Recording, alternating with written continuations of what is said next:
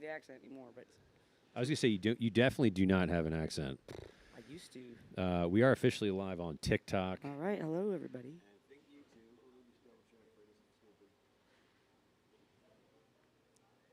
Tracking. We're gonna try. I think I got this down. This is always it's always weird to do this in a new environment where you don't How have often do you do this like in different places? the pre-show show. Yeah, yeah. This is a new format that I'm actually really excited about because it gives me the ability to have longer form conversations with individuals that we wouldn't be able to talk to otherwise. In a live show, especially, you're doing like music and a little Q&A, but you kind of want to keep the pace moving because there's a live audience and people really want to hear your music. Right. So we only have, so many minutes to kind of dig in. So this is a really interesting format for me because I get to have a longer form conversation, and then you also have the room to expand on the things that have happened in your life, which have been absolutely incredible. You're a very accomplished, musician, but you've also had some pretty wild shit happen to you, and you're telling me a little bit about it pre-show before we did this, and just like syncing up, talking about what we wanted to discuss on the show forum here. First, thank you for doing it. For anyone that doesn't know, it's Lindsay Beaver, absolutely amazing phenom here in Austin, Texas, and abroad, originally from the Canada. Do you want to talk a little bit about that? Maybe talk about your background, what got you here, where you're from, and just kind of like paint the picture for the audience, and then we can kind of go from there. Does that work? Cool. So yeah, I'm from Canada. I was born in Nova Scotia, proudly Nova Scotian to this day. I moved to Toronto and went to music school as a drummer.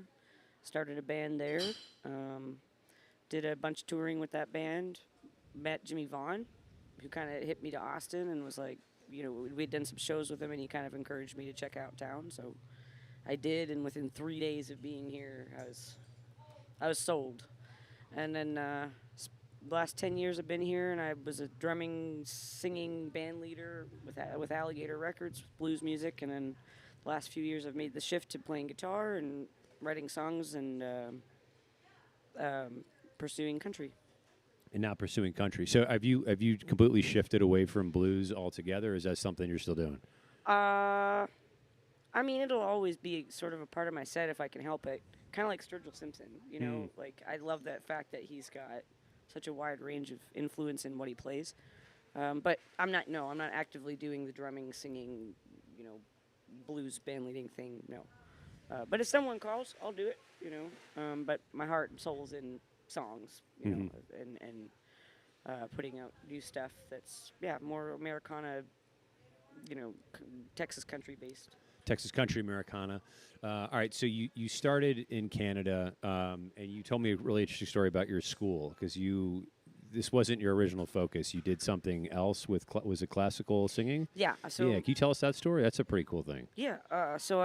By the way, do I look here? No, please stare at me. If you look at the camera, it's weird. Don't do that. You can't like look at the Office. camera if you like. Okay, you're good. I was 18. I wanted to get into music. I grew up riding horses. That was kind of what everybody assumed I would do, including myself. And then I had my best friend, Annie, who is still my best friend to this day. I think she figured I was more talented than I considered I was, and sort of encouraged me to do some talent shows at school, and it went really well. And I thought, okay, well, maybe I'm not terrible. And then when I finished school, I was like, well, what am I going to do? So I figured I'll audition for some kind of music school in Halifax, and that was at Dalhousie University, which is a great school, and they were awesome. I did a year with them, and I just wasn't cut out for opera. Like, the skill's there, but I just didn't like it enough to pursue it. Oh, wait, so it was opera? Was this... Holy shit, Yeah. That's like a legit...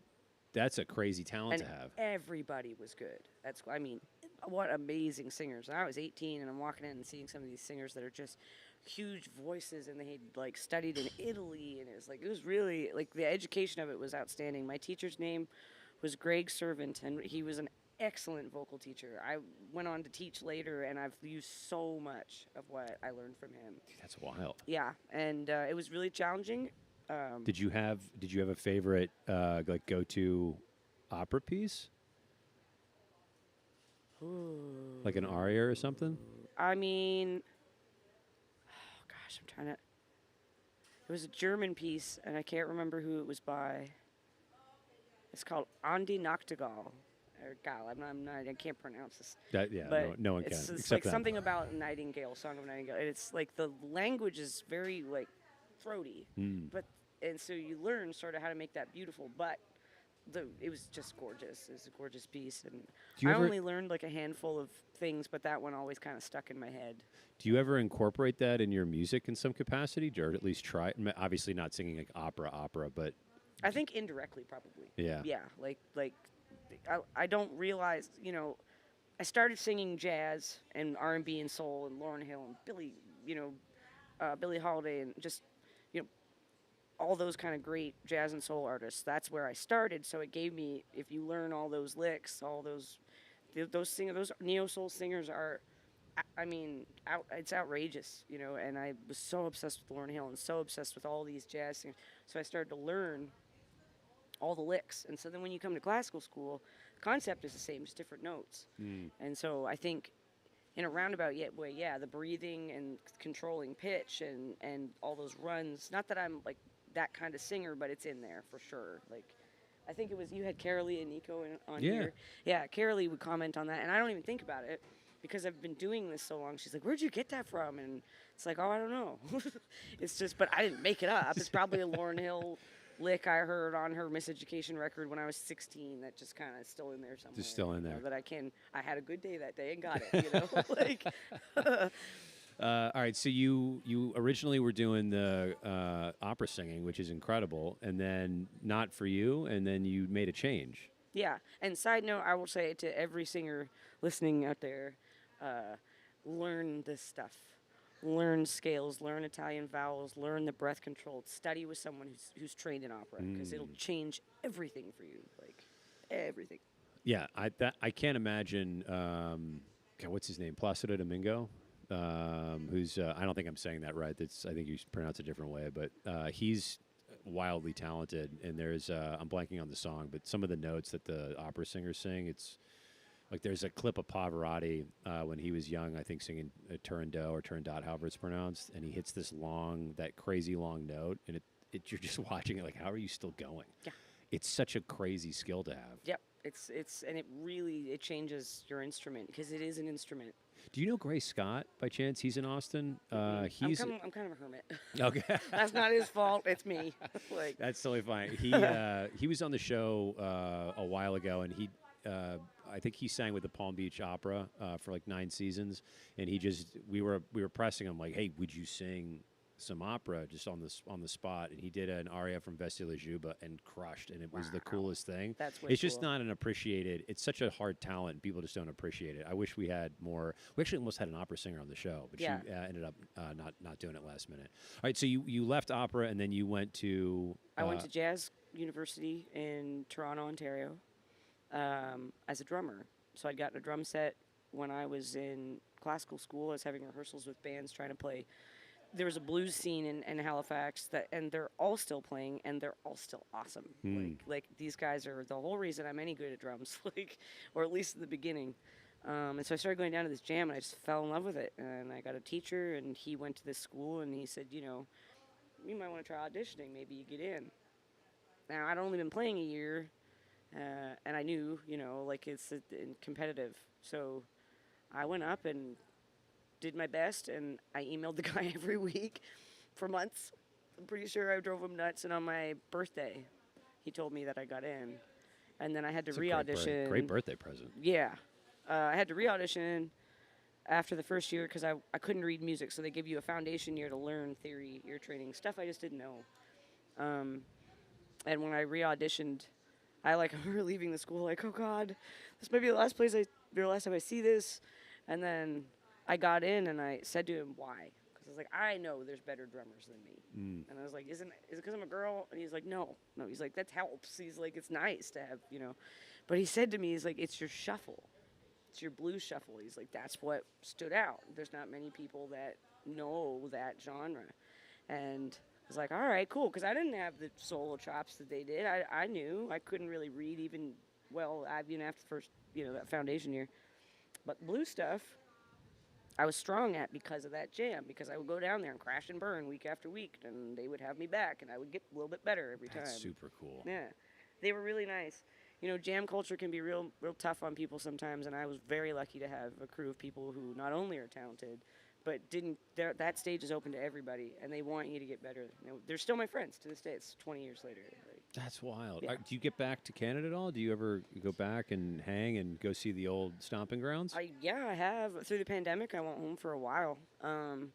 I haven't been back in a couple of years because immigration's strange right now, and everything's good, but my paperwork got lost in some Jesus. stuff when that fire happened. Yeah, we got to talk so- about that. yeah. That's a crazy story. And I don't know. I could have gotten replacements for it, but it would have taken a long time. It's really expensive. I think it's like $1,000 to get them. And Just then the it takes paperwork? to get them back, because it's official from like Homeland Security. It's your now okay. digitally they have you in the system. So if I went to a border, they would see like I'm good.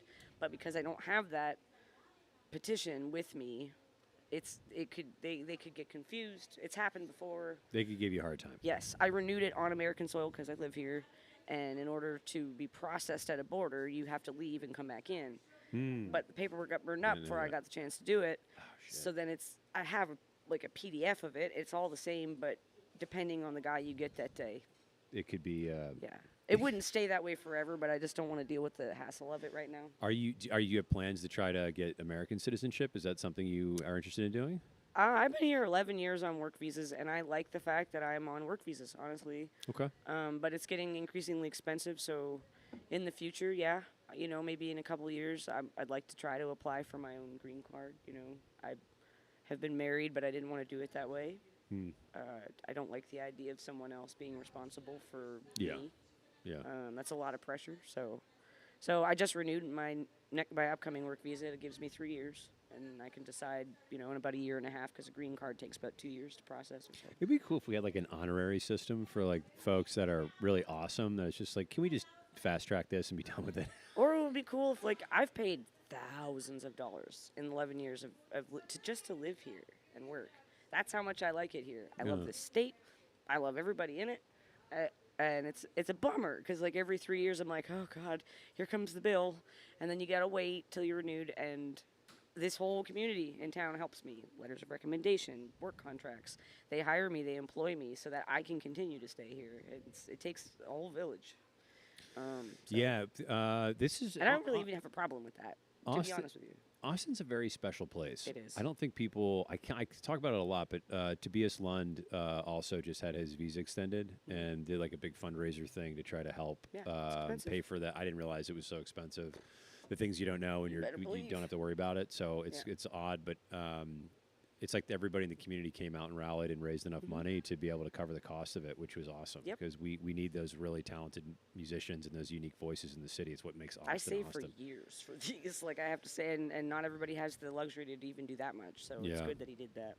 Yeah. It's All a right. huge So expense. so you were in you were in the jazz program in Montreal not in Toronto. Montreal, excuse me, Toronto. And then what happened next? Because you mentioned that you were playing, you had some really interesting run-ins with some pretty amazing musicians, and they took you under your wing a little bit. Absolutely. Yeah, can you talk about those? Are cool stories, and I always like giving shout-outs to people that help.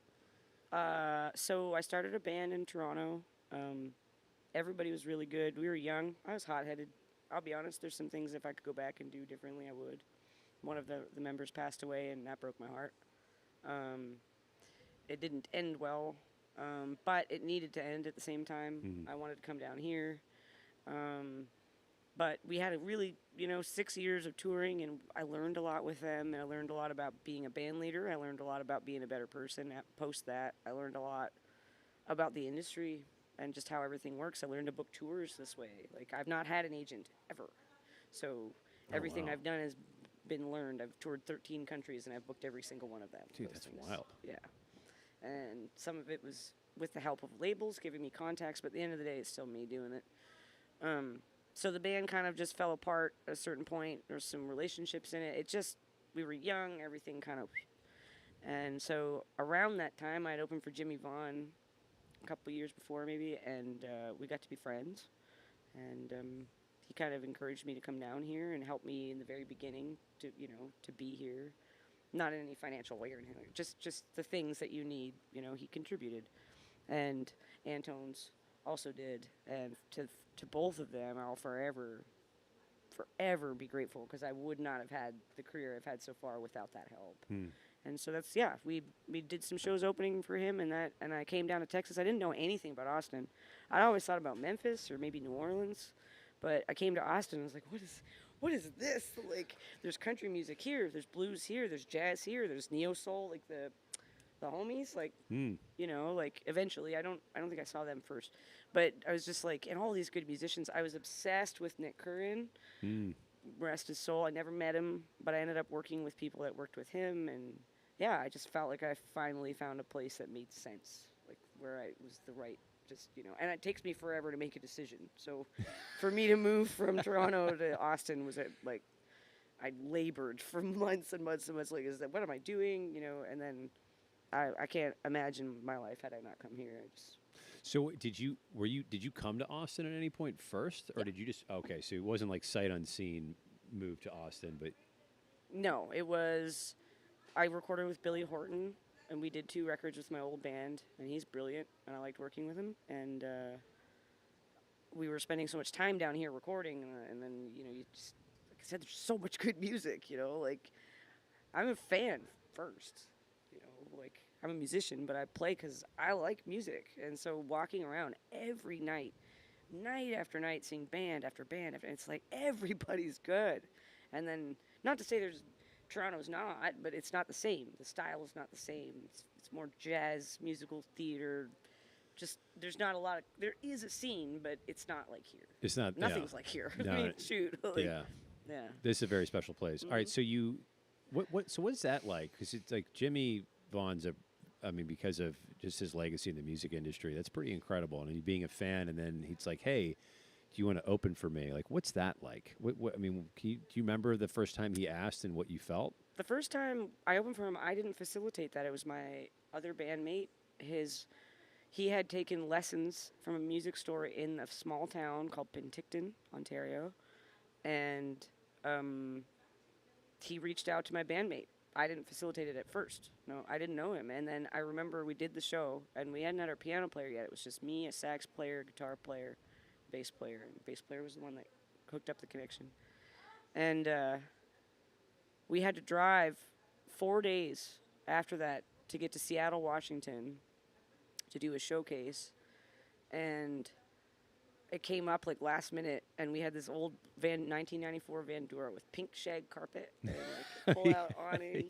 Big I shag loved carpet. that. I put eyelashes on it. It was our first tour van, and Hell our yeah. families helped us get all the band members' families helped. We were starting to make a little bit of money, so we also threw in on it. But I remember that night, we got off stage, and I went downstairs, and there he was. And he's like, "You guys were great." And I looked at him and went, and then ran. I mean, ran back up the stairs. I was so overwhelmed because I'd listened to his records for so long. All the guys in the blues scene in Nova Scotia, they love the T-Birds. They love Jimmy. I'm pretty sure Frank Christina, who was in the T-Birds for a minute, lived, if not in Nova Scotia, somewhere in that area, maybe Maine. Like, so it was surreal. There he was, you know, and like all of his band are people that are just like George Raines is like, he was retired since, but man, like as a drummer, I was like, oh my God, you know, especially a blues fan. And so, yeah, I ran back upstairs. And then I paused. I was like, all right, I can't do that. And my other bandmate came with me. She played guitar. Or maybe I can't remember. But anyway, so I went back down. And I was like, all right, this can't be how we...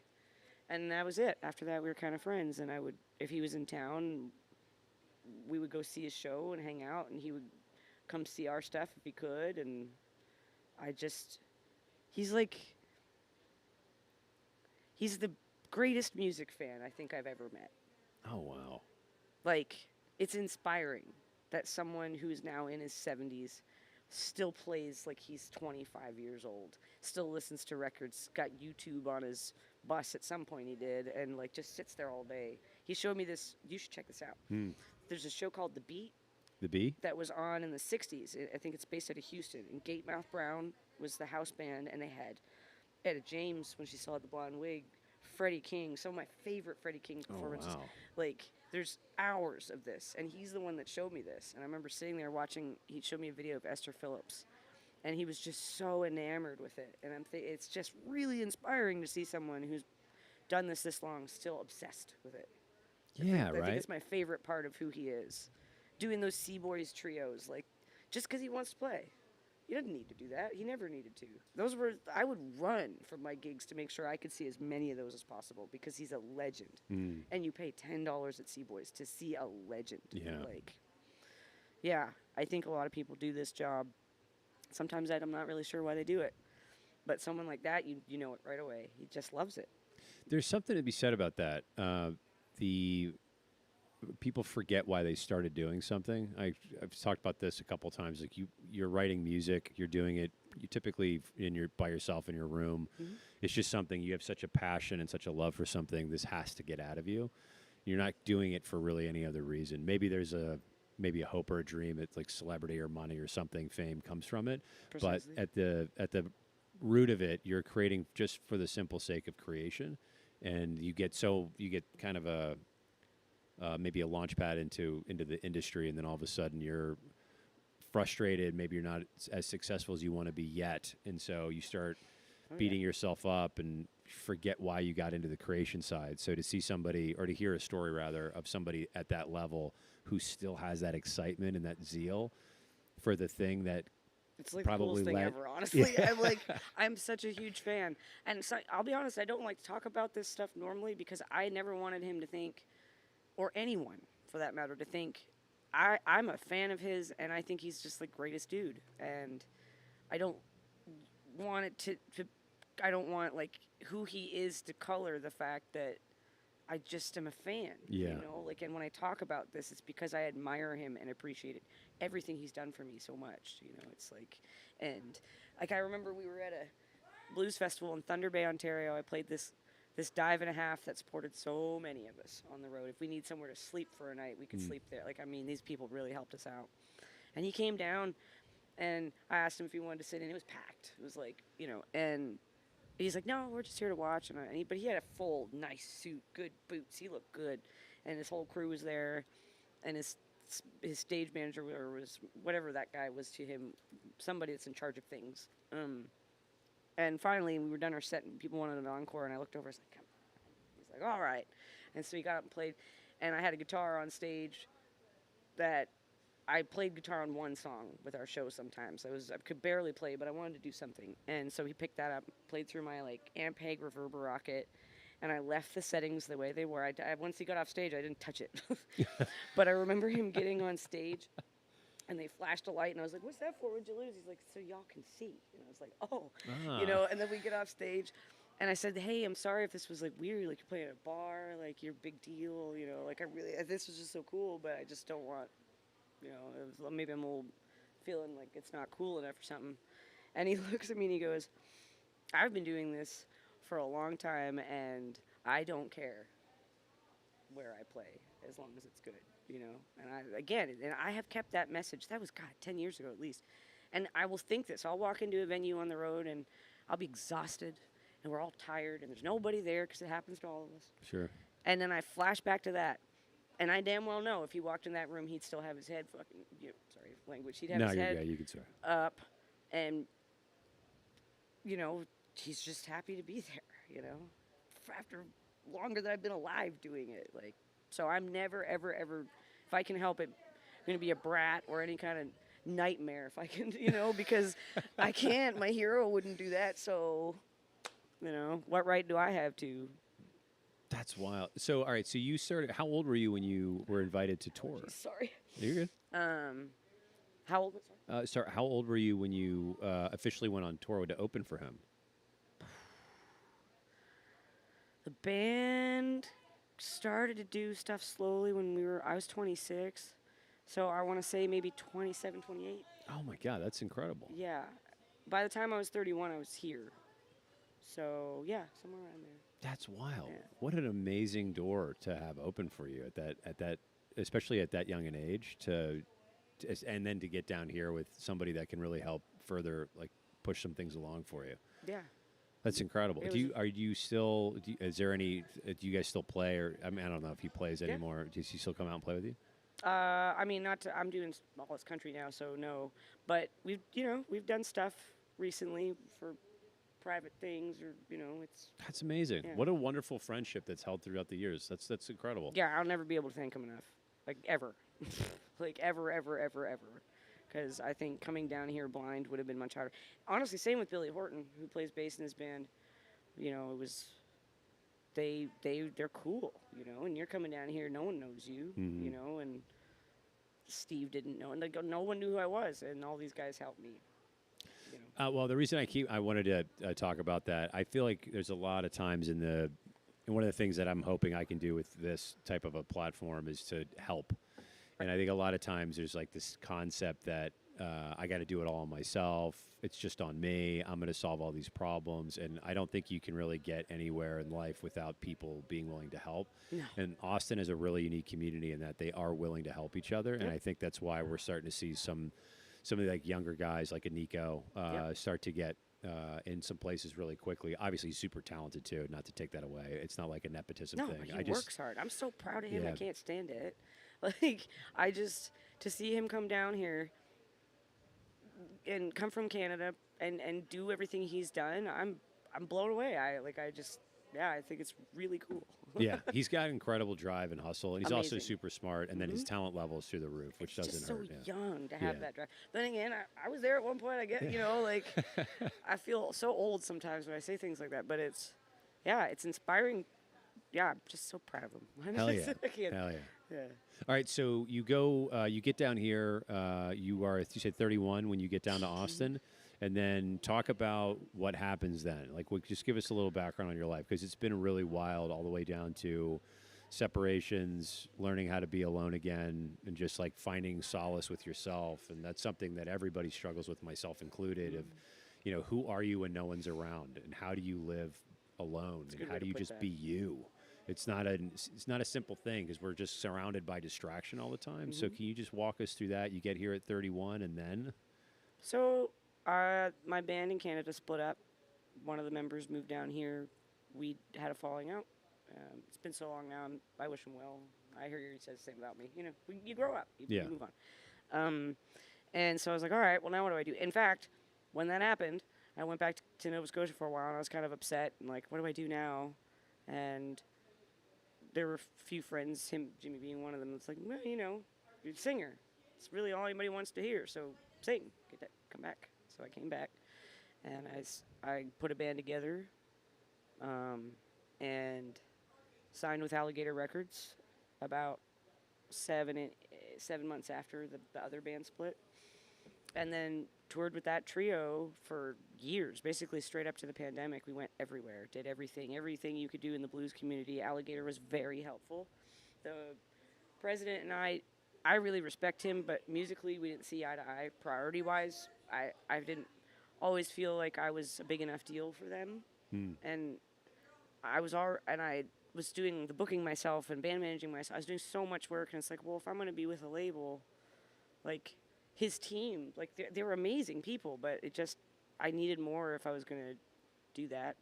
So, but they helped me get in the door with a lot of stuff, and then so the band kind of dissolved at a certain point in time, and I had to move on from some relationships within the vicinity of that band that were deeply unhealthy and traumatic. And I left the band. I broke the band up, essentially, I guess. And then I left the personal side of it, which is really difficult. It had to happen, but it was difficult. And kind of started on what's been going on the last year and a half. But before that happened, 6 weeks after I left said situation, I was living with everyone loves Sam Greyhorse. I had just moved in there. He gave me a soft place to land. And 6 weeks after I moved in, 2 days after I got all my stuff and the U-Haul pulled up, the house burned down. That's so crazy. Do you know what happened, or like why? I know what I saw. I can't tell you what the cause of everything was, but I know what I saw. Sam was out. There was a man named Leo who I adore living there. Like we had like a weird Walton family thing happening. And pancakes. Leo makes the best pancakes I've ever had in my life. And Sam, I was so devastated and messed up after all that. And Sam was very patient with me, very kind. You know, probably heard some things. Was a little hesitant to have me there. And within a few weeks, he's like, "Well, this is great." And I was like, "Good. See, I'm glad to know you're getting to see who I really am." You know. And we were great friends up to that point. We still are, but we were roommates, I should say. But I was in. I had a quadrant of the house, and there's a studio that I'd kind of built, and then I had a bedroom, and they were connected, and then there was like a shared bathroom and a foyer, and then you walk into the main room. There was a chimney, and Sam was out. It'd been cold. The place didn't have heat, so he cleaned. He like really made sure that that was safe. I don't think that's what did this. But something caught in that fireplace, and by the time I started seeing smoke or what have you, I banged on Leo's door on my way into the living room, like, dude, something's wrong, you know? And I go into the living room and just, there's just fire. Oh, God, it's so nuts. And now, mind you, I've already been through a lot at this point, and you go into survival mode. I was like, okay, what do I do? So Leo's not well. He's going through cancer. So I get him out of the house. And I'm like, well, crap. Sam's, saddles, everything. The horses are in the back. Thank God it was raining because it would have gone up like kindling. Oh, man. Yeah. Sam wasn't home. So I went outside, called 911, totally freaked out. I'm on the phone with 911, and then I see the power thing explode because the fire, on the pole. Yeah. And then Leo's like panicking, and I was like, and I'm on the phone with the emergency people, and they're trying to figure out because it's kind of tucked away, and everything's happening so fast. And as I hung up with them, or no, maybe before I called, I had to go back in and get my dog. So I got my dog on her one arm. She was, bless her heart, she's under the bed, like, save me. Yeah. And there's so much smoke, you cover your face. Yeah. I've never said this to anybody, but I'll say it. I used to love the movie Black Beauty growing up, and there's a scene where there's a fire in the barn, and the guy goes in to save the horses and puts a handkerchief over his mouth, and I flashed to that. I was like, okay, don't die. And so I went in, got the dog, got my nylon string guitar, my wallet, and my phone, and ran. And Leo's still outside, and then at this point, the whole side of the house is on fire.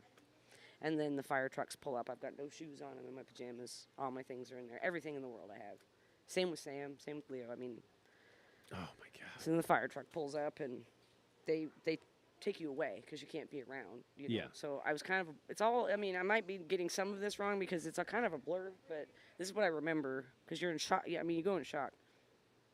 So I'm in the back of a cop car now, and I'm asking, what's going on. Leo's in another car. Sam gets home, and it's like, what happened? And it's like, I guess he talked to Leo first, and it was, I think the Jimmy, but I don't know.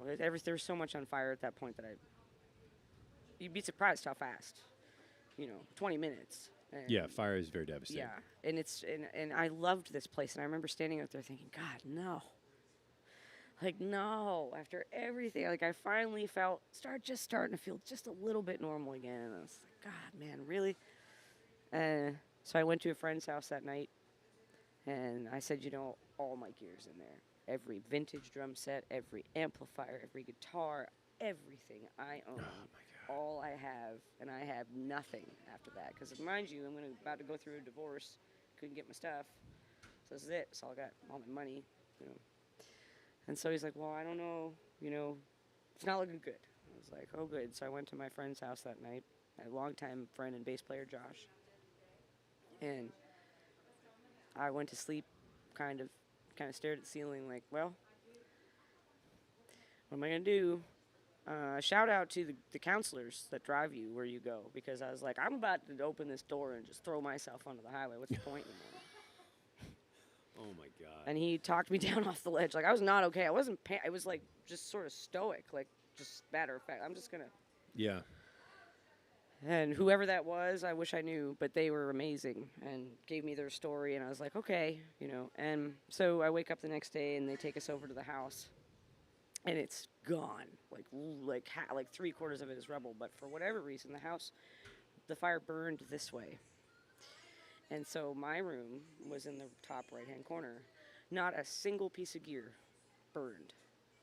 Not a single piece. That's so crazy. I lost everything else. My games, my bed. I mean everything. Everything else. Clothes, all gone. But not my gear. Oh my God, that's crazy. And I stood there, and That's Sam so and I are crazy. standing there with the fire chief, and then they came over with a garbage bag. They're like, "We did get this guitar out," and it was the custom sparkle one that I put together. It's warm with parts. And all that stuff.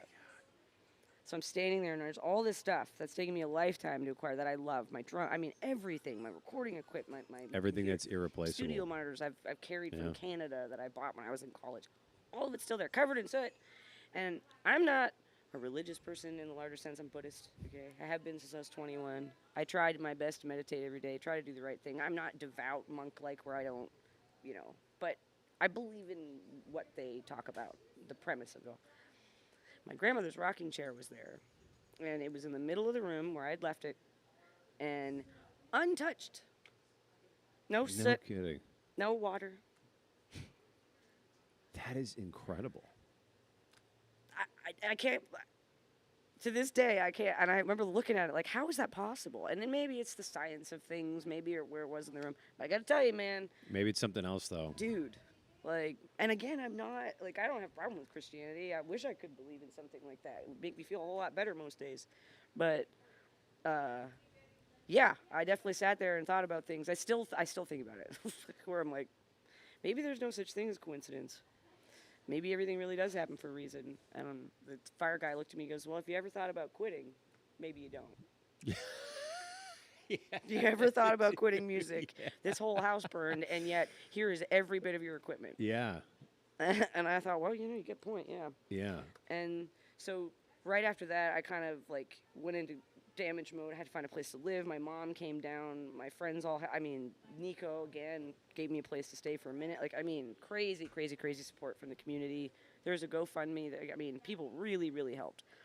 But I remember I was working with talking to this friend, and we were kind of writing songs together. And he's an agent with a fairly good company, like a big company in LA.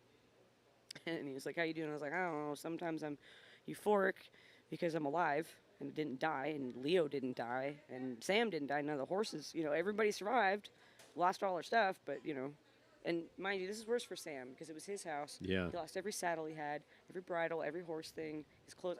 Everything. I was very lucky. I almost felt guilty because it's his house, and here, but it's just, we were all just grateful that we had whatever we had and we survived, But so I was talking to my friend Rick, and I was starting to get, for the year leading up to this, I was starting to try to really get into country. I grew up listening to it. I loved it. I just never considered myself that kind of artist. My background was so heavily classical and jazz. It's like, well, who am I to put a hat on and sing country, I thought, well, who cares? You sing what you like, And so I was kind of writing songs with this friend who's an agent, and he sent me an article the next day. He's like, "Are you all right?" And I was like, "Well, no." No. In the larger sense, no, I'm not okay. No. And it was this article, and Willie Nelson, when he was around my age, went through a devastating divorce. And I don't know his personal history, but I just read this article that was sent. And I was always a fan of Willie anyway, because I like that he's a Taurus, so am I. There's a vibe.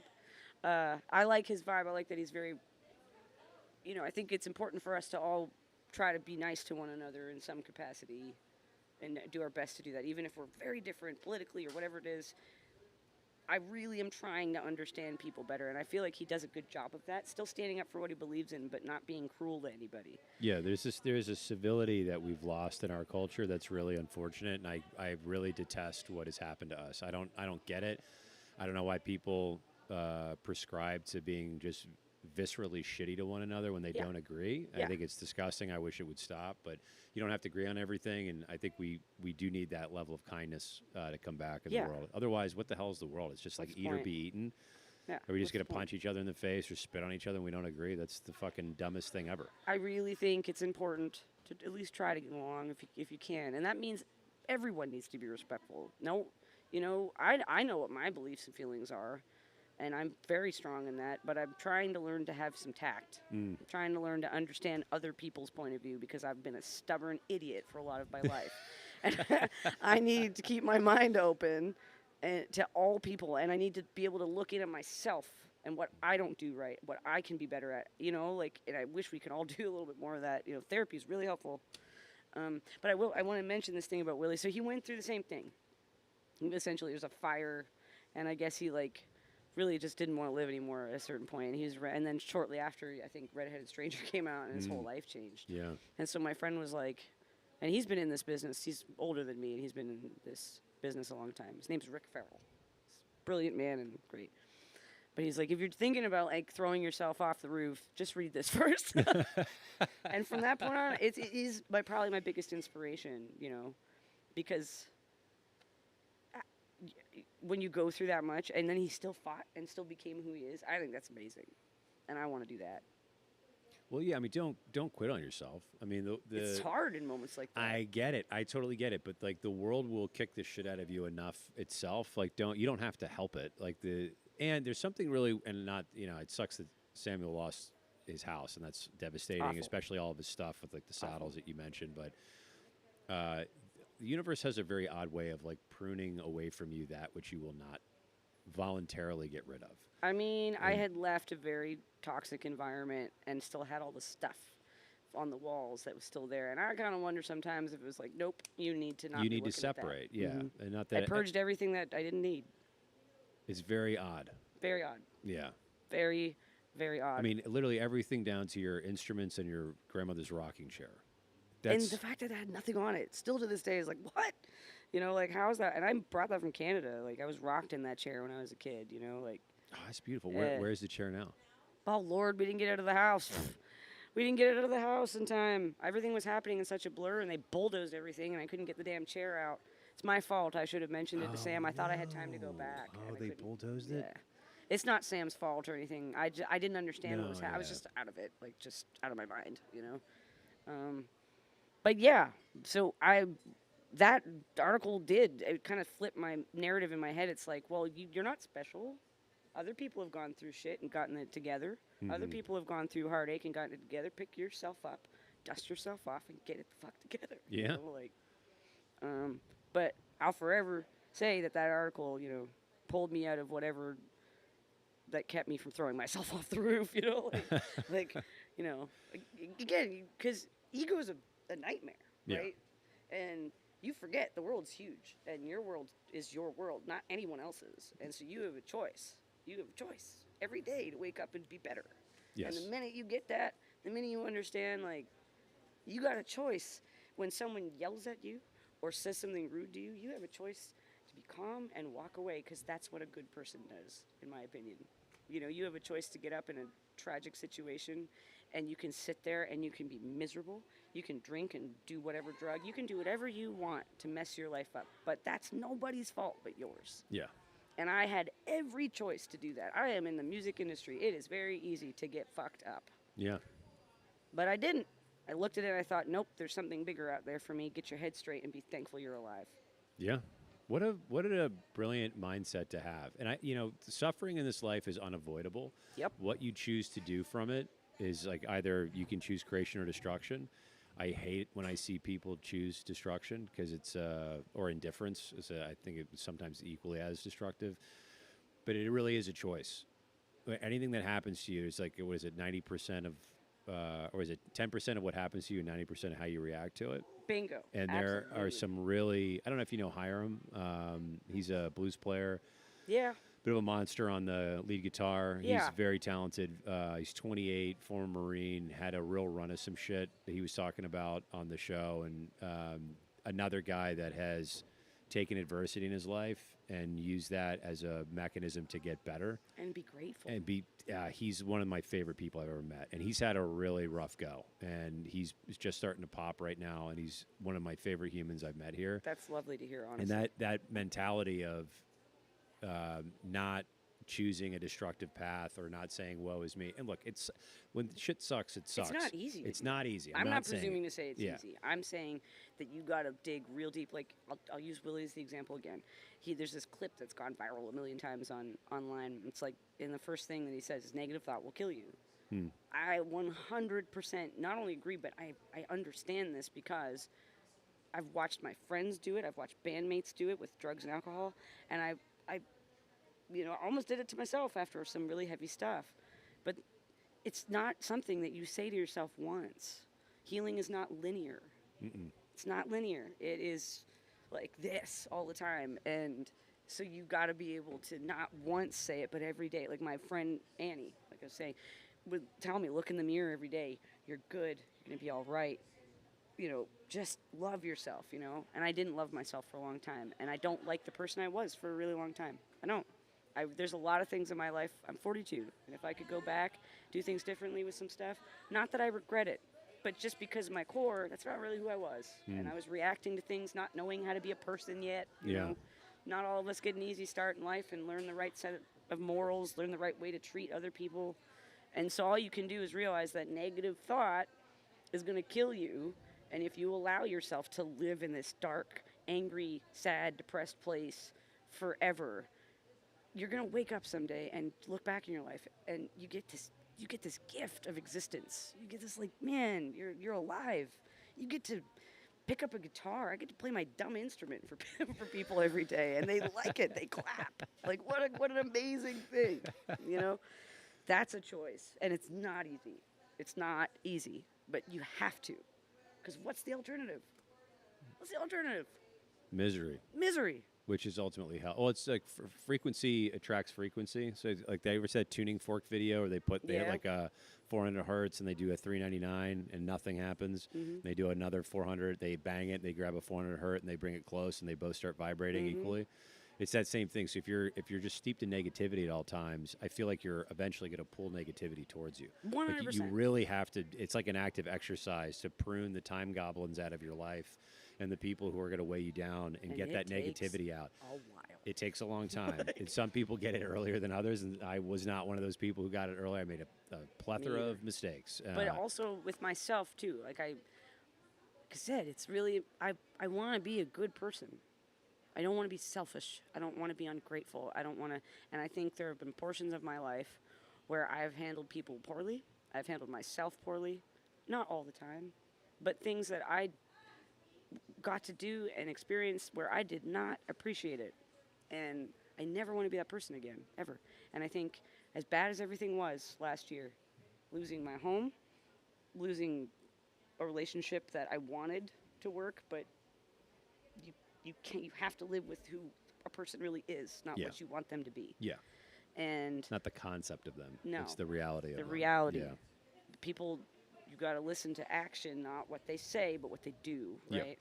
Yeah. And I finally just hit a point where it's like, I just want to do the right thing. And ironically, I got into Buddhism when I was 21. And what's the premise? The premise is life is suffering, and the cessation of suffering is living by the noble truths, which are, it's basically the same as any other religion in that sense. It's like live right, act right, treat people with kindness. What you put out is what you give back. And if you can't look in the mirror and be proud of how you treat people, then maybe you gotta take a hard look and make some changes, so that you live within that right line of thinking. They call it right thinking, but it's like, that's the core of it, is like, we're not saying life is easy. It's what we're saying is, if you meditate and you try to be thoughtful and try to be nice and try to put good out into the world, at least it makes it a little less awful to be alive. At least you can, that's the power you have, is to carve out happiness. Yes, 1,000%. What was there a particular moment in your life where you just kind of you had enough and you're like, I don't like this person that I was continuing to be, and you just made an active switch to change? I'd say twice. I just didn't get the message the first time. My first relationship ended, and it was really bad. And we both did awful stuff. We were young, And I got it, kind of. But I didn't really get it all the way. I had to go through some more stuff to get it.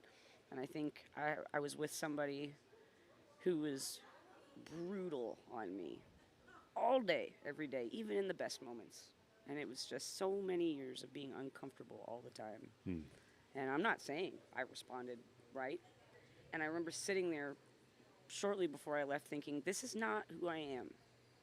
I'm defense all the time. I don't like the person I am in this environment. This is not who I am. And I left shortly after that because it was that same thing. It's like, I know the difference. I come from Nova Scotia. Everybody's nice. Like, we'll invite you into our house for a cup of tea, and then we will complain about everything in sight.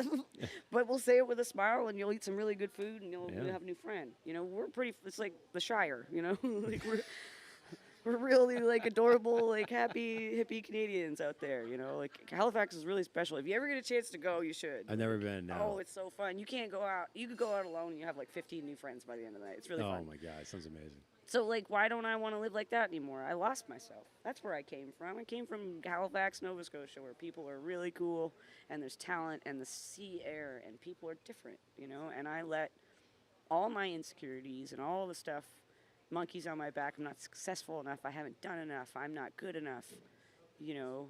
I let that make life terrible. Instead of making choices that I, like now, for the last year and a half, where I'm making the music I want to make, I'm being more careful about who I allow close to me. I'm in a relationship now for the first time in my life that I can say with absolute certainty is a safe place for me. That's beautiful. Which is amazing. Which I didn't think was possible. I thought everybody screamed and yelled at each other. I thought everybody fought all the time. I thought everybody I won't, you know, there's other darker things. I'm just saying, I thought that's just how people are. No. There are people out there who will be kind to you. There are people out there who will love you just for you. Yep. Not for what you can do for them, not for who you are in the public, but just for you. Yeah. And I love him the same. I mean, it's my soulmate, I think. Fingers crossed. Whoa, that's a pretty great thing. Yeah, he's my best friend. That's incredible. Outside of my girlfriend in Canada, sorry.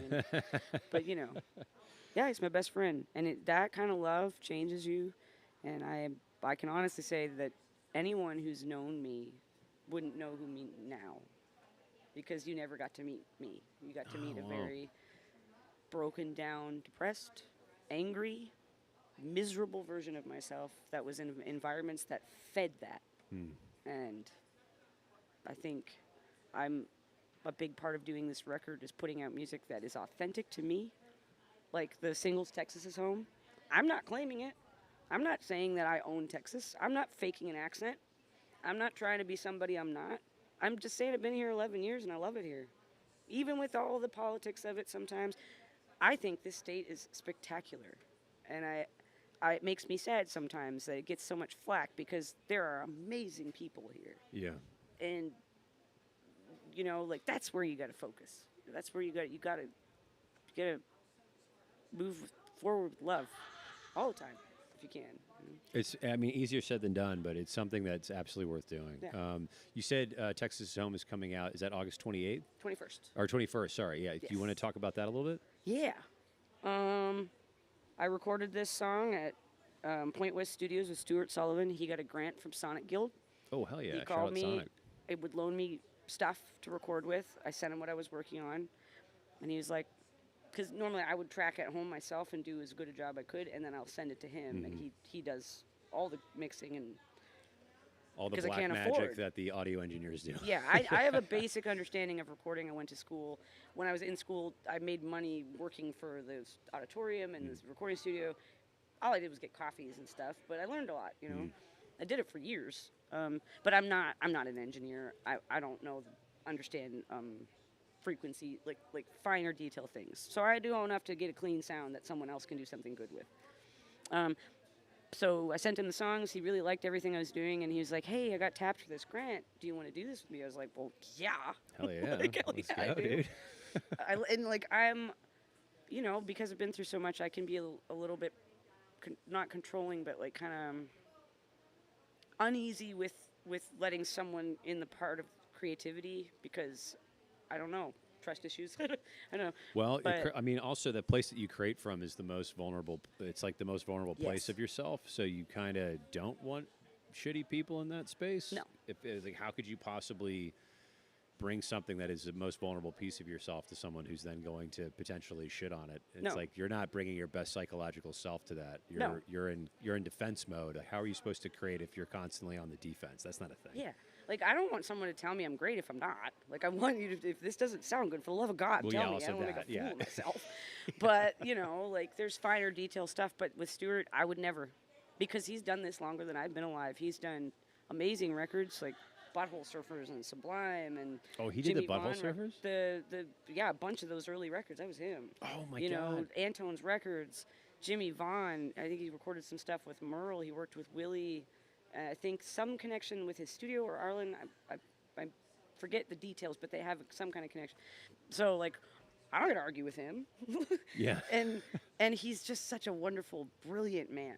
Like brilliant, brilliant, brilliant. Everybody that wants to record, for the love of God, go to Point West. Go to Stuart Sullivan. He's worth every bit of time.